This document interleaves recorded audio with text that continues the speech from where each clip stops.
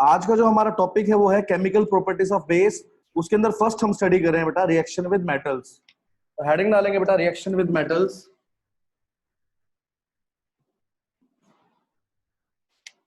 Reaction with metals. हम लोग reaction कर रहे हैं मेटल्स के साथ बेटा, बेस की रिएक्शन विद मेटल्स। ठीक है, तो लिख लो बेटा एक बारी बेस की रिएक्शन मेटल के साथ। सबसे पहले आप याद रखेंगे सारे के सारे मेटल रिएक्ट नहीं करते बेस के साथ। सम मेटल्स, फ्यू मेटल्स, बल्कि few metals like zinc and aluminium, कुछ मेटल्स जिंक और एल्यूमिनियम जैसे बेटा वो रिएक्ट करते हैं बेस से, react with base and forms salt and hydrogen gas. जैसे बेटा आपके साथ क्या था, एसिड मेटल के साथ रिएक्ट करता था, हाइड्रोजन गैस और सोल्ट बनता था। ऐसे ही बेस भी जब मेटल के साथ रिएक्ट करेगा तो क्या बनेगा, सोल्ट प्लस हाइड्रोजन गैस निकलेगी। लेकिन जो रेट होगा इवोल्यूशन ऑफ गैस का वो क्या होएगा, स्लो होएगा बेटा। तो ये क्या होती है, स्लो रिएक्शन होती है बेटा। ठीक है, rate of evolution of hydrogen gas होती है यहाँ पर, वो क्या होता है, स्लो होती है। मतलब धीरे धीरे हाइड्रोजन गैस जो है बेटा यहाँ पर इवोल्व होएगी बेटा।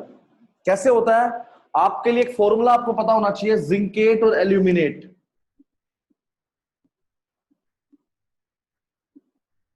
जब आप फॉर्मूला मेकिंग सीखते हो ना 9th में, तो हमने काफी सारे आयंस किए थे। वो दो आयंस मैं बता रहा हूं आपको, जिंकेट और एल्यूमिनेट बेटा। जिंकेट आयन का फॉर्मूला होता है ZnO2 2 नेगेटिव, इस पे 2 नेगेटिव चार्ज होता है। ठीक है, ZnO2 2 नेगेटिव बेटा। ठीक है, और सोडियम, ये एल्यूमिनेट क्या होता है, एल्यूमिनेट का होता है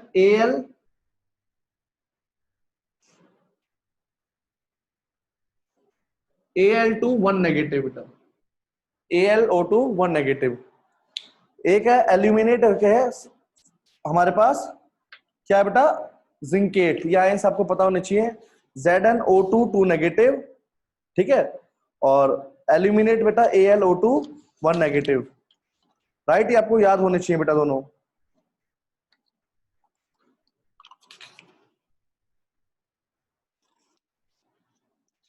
तो इसके अंदर देखिए सबसे पहले बेटा कैसे बेटा रिएक्शन करेगा, ये सबसे इंपॉर्टेंट रिएक्शन है बेटा ये काफी।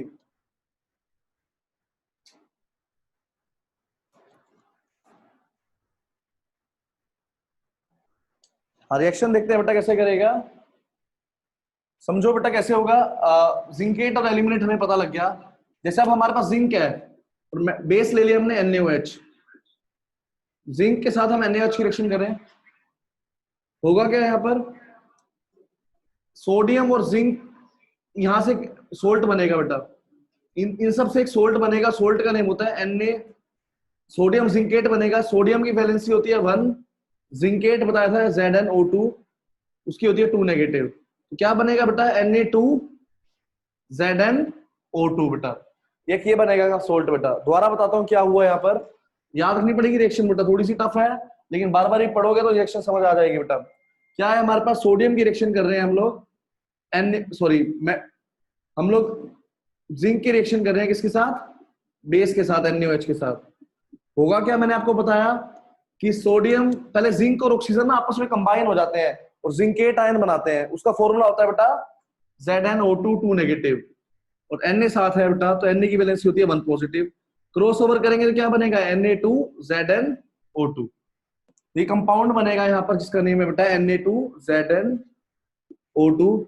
साथ में कौन सी गैस निकल जाएगी बेटा, हाइड्रोजन गैस निकल जाएगी, which burns with the pop sound बेटा। राइट करिए बेटा, राइट डाउन। रिएक्शन लिख लीजिए पहले तो। सोल्ट का नेम लिखेंगे सोडियम जिंकेट, सोडियम जिंकेट, और सोल्ट के साथ हाइड्रोजन गैस निकलेगी बेटा, हाइड्रोजन गैस इवॉल्व होगी इसके अंदर। ठीक है, अब लिखो hydrogen gas Burns with the pope sound. ठीक है, अब बेस भी क्या करते हैं बेटा, हमें पता लगा कुछ बेस जो होते हैं वो भी क्या करते हैं, एसिड की तरह मेटल से रिएक्ट करते हैं। तो इसका मतलब ये हुआ कि हमें बेस को भी मेटल के कंटेनर्स में स्टोर नहीं करना चाहिए बेटा, ठीक है। बेस लिख लो, base also reacts with metals, so it cannot be stored in metal containers। लेकिन सारे के सारे बेटा रिएक्ट नहीं करते, ये भी आपको क्लियर होना चाहिए कि सारे के सारे जो बेस हैं वो मेटल से रिएक्ट नहीं करते बेटा, ठीक है। नेक्स्ट टॉपिक आता है बेटा हमारे पास रिएक्शन विद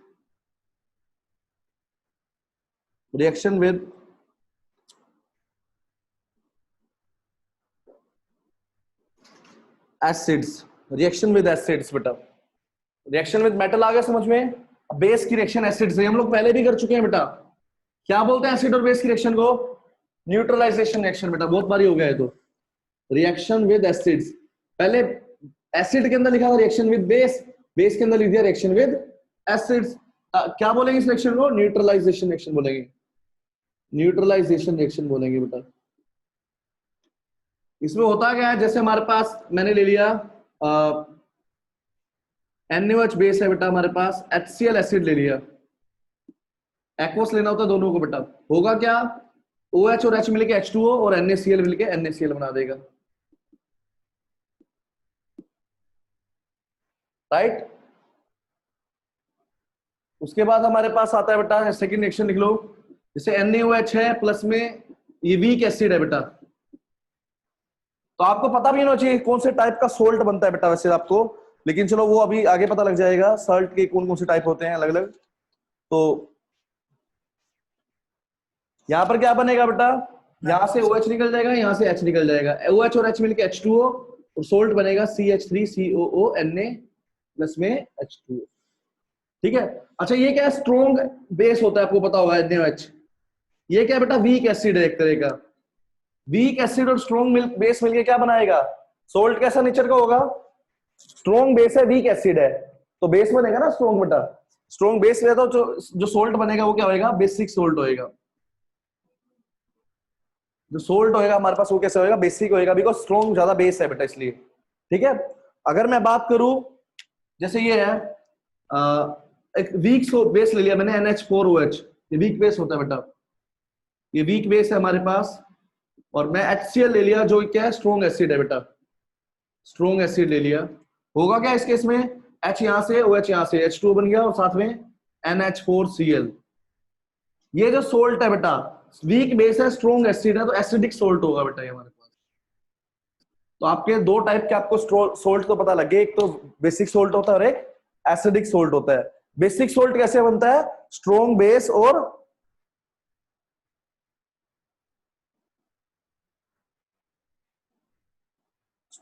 और वीक एसिड से। और एसिडिक सोल्ट कैसे बनता है, वीक बेस और स्ट्रॉन्ग एसिड से बेटा।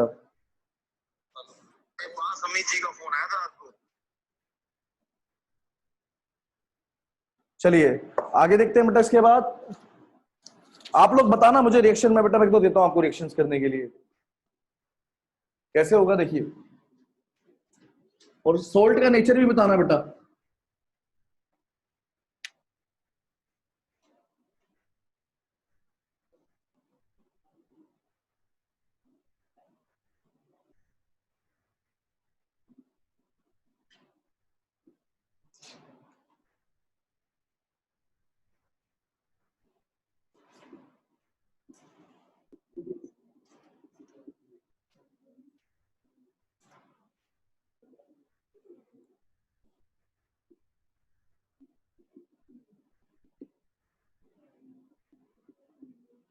एक बार रिएक्शंस करो बेटा ये सारी।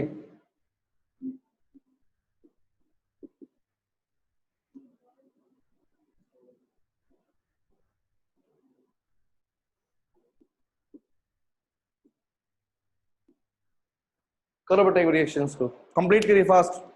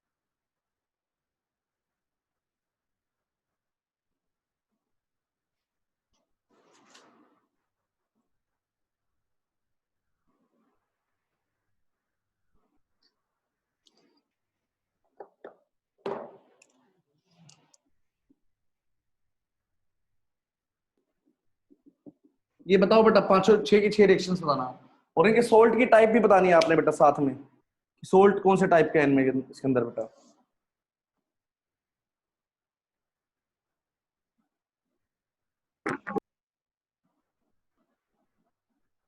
2 मिनट करो बेटा एक बारी।